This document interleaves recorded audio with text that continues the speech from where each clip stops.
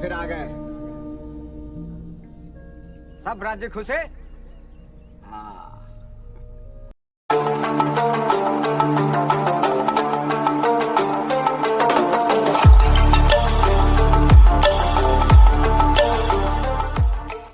Hello everyone, RK is this side and स्वागत है आपका स्टॉक एनालिसिस के एक और वीडियो में। मेरे प्यारे दोस्त, इस स्टॉक में, इस एक्चुअली मोमेंटम स्टॉक सीरीज में आज के दिन में हम लोग बात करेंगे एक फंडामेंटली अच्छे स्टॉक की, जिसमें करीब करीब अच्छा खासा मोमेंट आने वाला है। यानी कि आप समझ लो 20 से 22% के आसपास का टारगेट आपको मिलने वाला है, और वो टारगेट मिलेगा, थोड़ा सा होल्ड करना पड़ जाएगा आपको।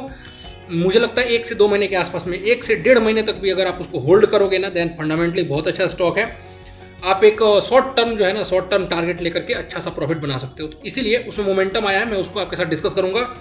पूरा लॉजिक आपको एक्सप्लेन करने की कोशिश करेंगे कि उसमें स्टॉक में कहाँ पे एंट्री लेनी चाहिए, क्यों लेनी चाहिए, और वो स्टॉक मोमेंटम में क्यों है, ये भी बताने की कोशिश करूंगा, आपको समझाने की कोशिश करूंगा। सो वीडियो पूरी देख लेना, क्योंकि मल्टीपल टाइम फ्रेम एनालाइज करेंगे अपन। और उसके बाद एक और रिक्वेस्ट ये है कि जब ये वीडियो कंप्लीट हो जाएगी, उसके बाद आप अपने पैरामीटर पे भी चेक जरूर कर लेना, राइट। और अगर नए हो देन चैनल सब्सक्राइब जरूर कर लेना, अपडेटेड रहोगे अच्छे अच्छे मोमेंटम स्टॉक्स के बारे में। अच्छा पैसा बना करके मतलब अच्छा पैसा बना पाओगे आप मार्केट में मोमेंटम स्टॉक्स के थ्रू। तो चलो वीडियो शुरू करते हैं। सबसे पहले जो स्टॉक है उसका नाम है ONGC।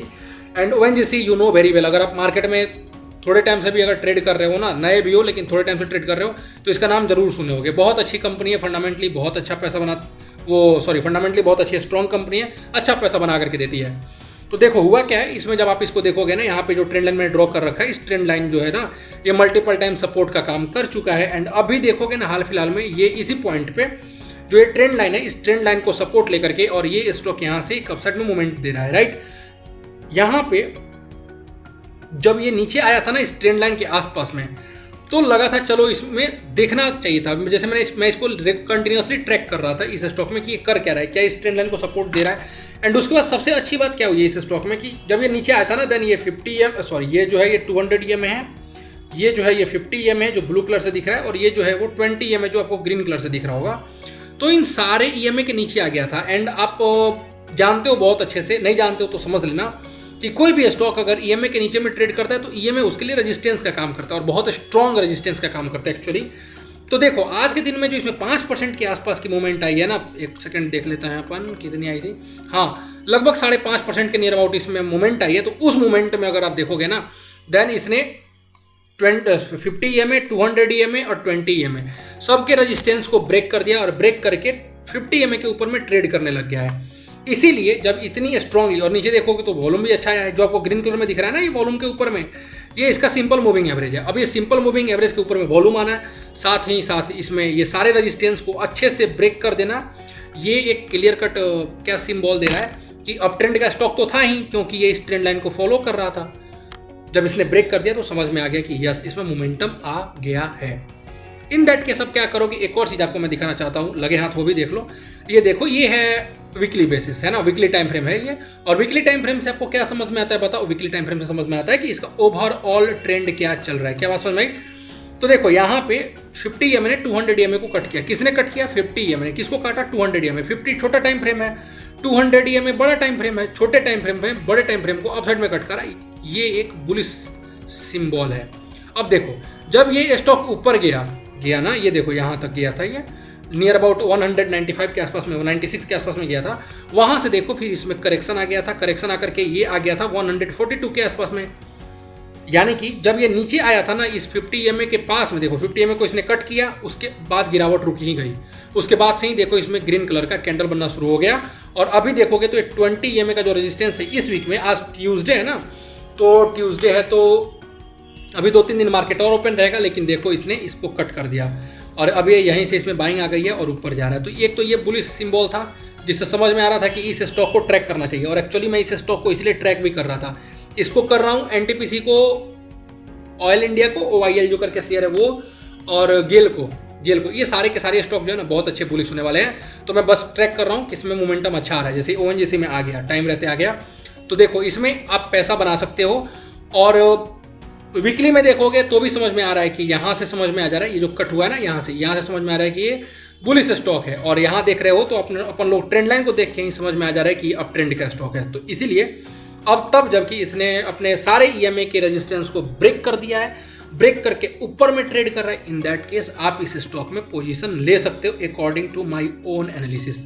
क्या समझ में आई बात? अब सुनना, पोजीशन तो ले सकते हो, अगर आप अपने पैरामीटर पे चेक कर लेना फिट बैठता है देन पोजीशन ले लेना। लेकिन उससे पहले एक और आपको जो वैल्यूएबल बात मैं बताना चाहूंगा, देखो कभी भी ना किसी भी स्टॉक में एंट्री ली जाती है ना, इन दैट केस सारी की सारी क्वांटिटी एक जगह पे नहीं उठाई जाती है, ठीक है। जैसे मान लो ये यहाँ पे ट्रेड कर रहा है ना, अब मान लो कि कल मार्केट में बहुत बुरी खबर आ जाए और आपने 100 क्वांटिटी खरीदनी थी और आपने सारी की सारी क्वांटिटी एक बार में खरीद ली, राइट ना।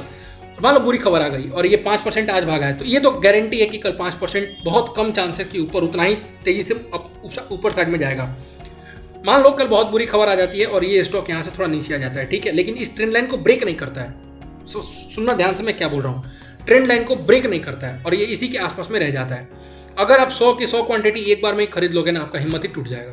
आपको लगेगा वो तेरी मैंने तो सब क्वांटिटी ठोक के बैठा हूँ, और आपको बहुत जल्दी बहुत अच्छा लॉस भी दिखाने लग जाएगा, तो आपका पैसेंस खराब हो जाता है। आपको लगेगा कि यार देखो अपन लोग बेकार ले लिए, गलती हो गई हमसे, एनालिसिस गलती, जबकि गलत कुछ भी नहीं था, बस साइकोलॉजी का असर है ये।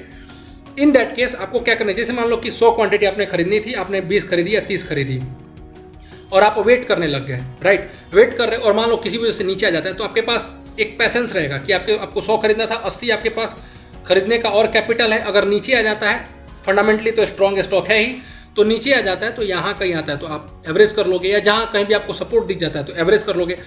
और सुनना एक और बात, मान लो आपने यहाँ पे कुछ क्वांटिटी खरीद ली और अगर ये ऊपर जाने लग गया तो ठीक ये स्टॉक वैसा ही बिहेव कर रहा है जैसा आपने सोच रखा था, यानी कि आपने जो इसमें एनालिसिस की थी ना, वो एनालिसिस परफेक्ट जा रही है, तो उस केस में भी और आपको पैसा लगाना चाहिए। और कुछ कभी कभी तो मैं ये भी बोलता हूँ, जैसे कुछ रिस्की स्टॉक्स होते हैं ना, तो मैं बोलता हूँ कि 100 उठाना है तो 20 उठाओ और स्टॉप लॉस नीचे लगाओ। अगर वो उस स्टॉप लॉस को हिट कर देता है तो आपका लॉस कम होगा, लेकिन अगर आपके डायरेक्शन में मूव कर गया, यानी कि आपने जैसा सोचा है उस स्टॉक ने वैसा ही बिहेव किया, तो फिर आप उसमें और क्वांटिटी ऐड करो एंड वो स्टॉक आपको अच्छा वाला पैसा बना करके फिर देगा। क्या बात समझ में आ गई? तो इस केस में आपको क्या करना है बताओ, यहाँ पे सारी की सारी क्वांटिटी नहीं उठानी है, भूल के भी नहीं उठानी है, थोड़ी सी क्वांटिटी आपको उठानी है और उस थोड़ी सी क्वांटिटी को उठाने के बाद क्या करना है, बस वेट करना है कि क्या वो आपके डायरेक्शन में मूव कर रहा है या नहीं कर रहा है। अगर वो करने लग जाता है आपके डायरेक्शन मूव में, देन आप उसमें और क्वांटिटी अपनी ऐड करते जाना थोड़ी थोड़ी करके, एंड आप फाइनली टारगेट को हिट कर जाओगे, है ना। एक और चीज़ मैं आपको बताऊं, जैसे मैं भी जब नया आया था मार्केट में, काफ़ी टाइम पहले की बात है ये, तो मुझे लगता था कि इस स्टॉक में जैसे कि मुझे दिख जाता था, जैसे देखो मैंने यहाँ पे देखा जब मैं सीख रहा था तो मैं यहाँ पे देखा कि ये स्टॉक तो बुलिश हो गया है, तो मैं क्या करता था, ज़्यादा प्रॉफिट के लालच में खूब प्रॉफिट बना लूँ एक बार में ही, जब मुझे प्रॉफिट हो ही रहा है, जब मेरी एनालिसिस सही जा रही है तो एक बार में खूब सारा प्रॉफिट बनाऊँ, और इस चक्कर में साइकोलॉजी डिस्टर्ब होती थी, ठीक है ना। तो धीरे धीरे एक्सपीरियंस के साथ ये समझ में आया कि ये भंडारा नहीं है जहाँ पे जाओगे और जितना मन करेगा खा लोगे, है ना। अगर आपको दिख रहा है कि 10% इस स्टॉक में कैप्चर हो जाएगा और आपको अगर 7% 6% भी कैप्चर हो जाता है तो आपको उस स्टॉक से खुश रहना चाहिए, और आपको अगर आपके डायरेक्शन में मूव करने लग जाता है ना स्टॉक, तभी उसमें एक्शन लेना चाहिए। अगर कोई भी स्टॉक में आपने एंट्री ली और वो स्टॉक आपके अगेंस्ट चला गया तो थुथुराई नहीं करते, थुथुराई समझते हो, ये एक क्या बोलूँ, लोकल लैंग्वेज है, मतलब धृष्टता नहीं करते उसमें, है ना, कि साला ये कैसे अगेंस्ट हो गया, उस स्टॉक में स्टॉप लॉस हिट हो गया, चुपचाप लेकर के बाहर हो जाओ, और आपके डायरेक्शन मूव कर गया तो उसमें और क्वांटिटी को ऐड करते जाओ, एंड देन उसके बाद 10% आपको दिख रहा है, जैसे इस स्टॉक में बताता हूँ मैं कितना आप बना सकते हो। तो इस स्टॉक में देखोगे तो कम से कम अगर इसका भी टारगेट लेते हैं तो 30-40% के आसपास इसमें बना सकते हो 1-2 महीने के अंदर में। लेकिन अब क्या पूरा का पूरा प्रॉफिट कैप्चर करने जाओगे, ऐसा करोगे तो फिर मारे जाओगे, है ना।